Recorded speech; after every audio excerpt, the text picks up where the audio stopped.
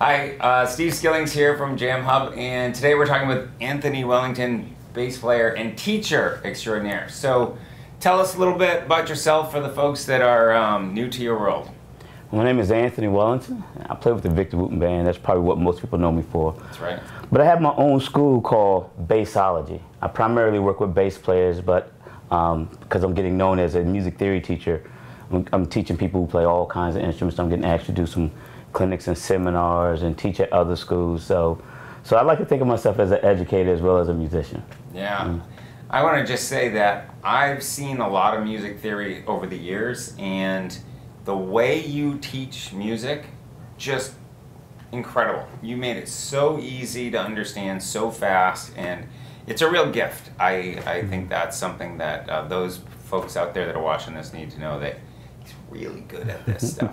Well, how did you come up with some of your ideas? Yeah, the thing that I realized about teaching was teaching is, okay, partly about the information, but it's more about presentation. And that's what people get or don't get, the presentation, because the information has been around for hundreds of years and it's confused us for hundreds of years. So I wanted to find a better presentation, and really I wanted to find a presentation that will work for me, because I like things dumbed down for me.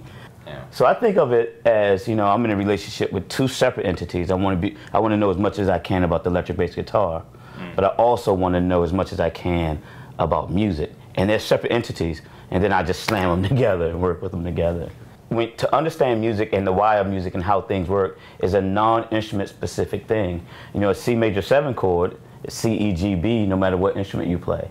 And so That's right. We don't want to make it about the instrument that you're playing. It's not instrument specific. Right.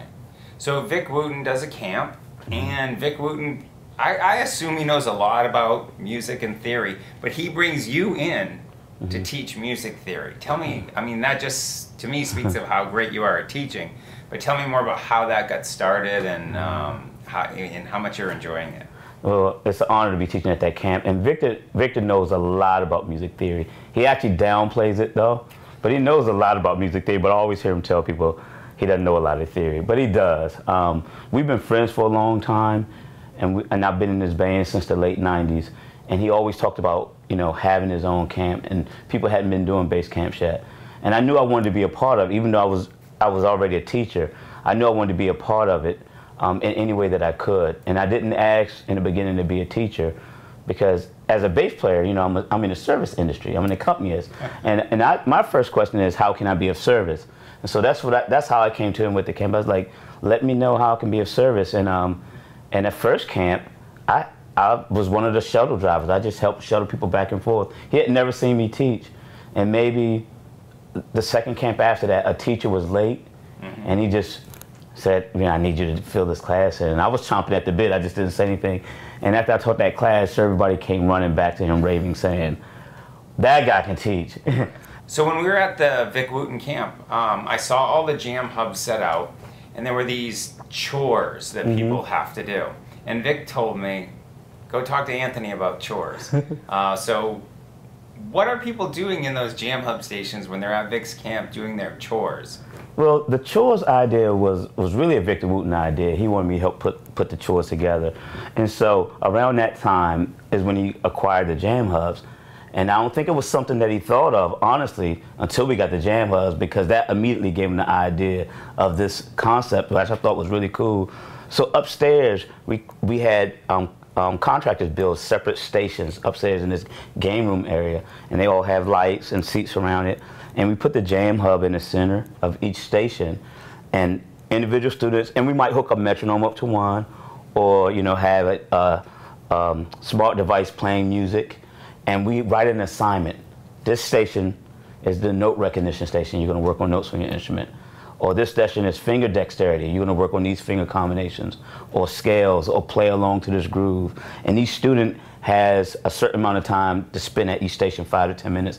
And they just come with their headset, and they plug in their instrument, and they do these chores, and you just watch them move around the station. And as teachers, we have them use headphones with an adapter so we can plug in too. So we'll walk up, and at any moment we can plug into a student and listen to what he's doing. And so it was a Victor Wooten idea, which is great, but a lot of the lessons that I created were ideal for that kind of thing. And there are 5 things I work on every day for my playing. I work on finger dexterity, note recognition, music theory, ear training, and sight reading. So the idea of calling it morning chores, I thought was really great. I talked to some of the musicians that were there, and they said, oh yeah, it's work, but we love it because we know we're just getting that much better by doing their chores. I think for me, you know, the thing that I love about it is that the JamHub is a big part of that. Like, that wouldn't be possible, and maybe the idea wouldn't even have come up without the JamHub. So we're grateful for the product that you came up with. Well, thank you. We're really grateful to be a part of the camp. I'm sure people feel walking away that they've had one of the most incredible experiences of their life. How did you guys come up with this? Well, again, that's a Victor Wooten idea. I remember, I've known Victor for a long time, and I just remember him saying, when I would see him at Flecktone concerts, he would say, you know, I see myself at 40 not playing music much, not gigging much, but I want to run a camp to help educate musicians, and I want it to be music and nature, because nature is all about awareness, and musicians can definitely benefit from being more aware.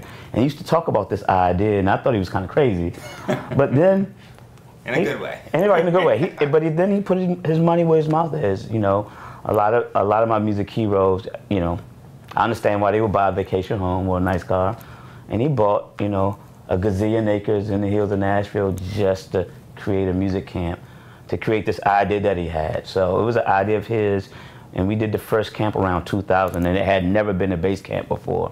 And now there are lots of them, so it's an idea that spawned other ideas. So, but Victor's camp was the first one, and he's influential in the industry, so he can get access to a lot of people. So we've had some great musicians come through, and he realizes, because he's so devoid of ego, he realizes that it's better for people to get different perspectives on how to teach and how to look at it. If he ran that camp by himself, it would still stay full and people would come. But he thinks to bring in other great musicians and singers, because we make all of them do singing lessons. You know, they do martial arts and Tai Chi and yoga in the morning. So it's just a lot of great ideas happening. It's all his.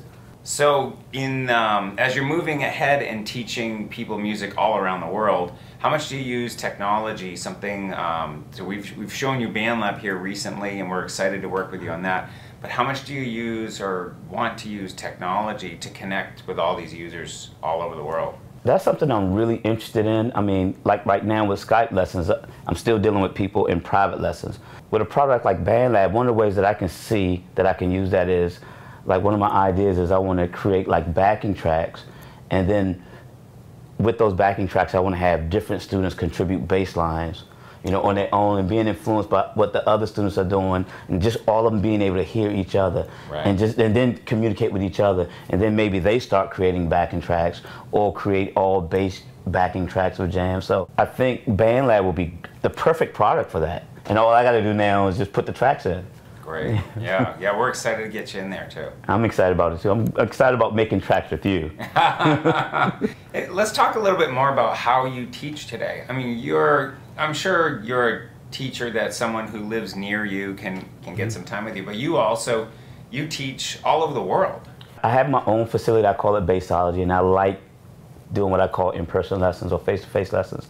I still like that the best, and my local students benefit from that. But you know, people in India who want a good teacher, or at least want to study with me, you know, they can't travel to America every week. So Skype was invented in 2003, and I've been using it to teach lessons since 2007, before a lot of people start using it just for communication. Right. So there weren't as many students, but I was kind of on the forefront of that. I saw it right away. I can do this to reach a lot of people. So now I have more and more Skype students, and I love it. I love looking at my calendar on my phone and seeing India, London, Australia, China, Taiwan, California. I just love it, you know. So I refer to it as I'm changing the world one bass note at a time. Yeah, I like that. Yeah, we say that about the JamHub stuff. One band at a time. Exactly. To make it easier. It's the same thing.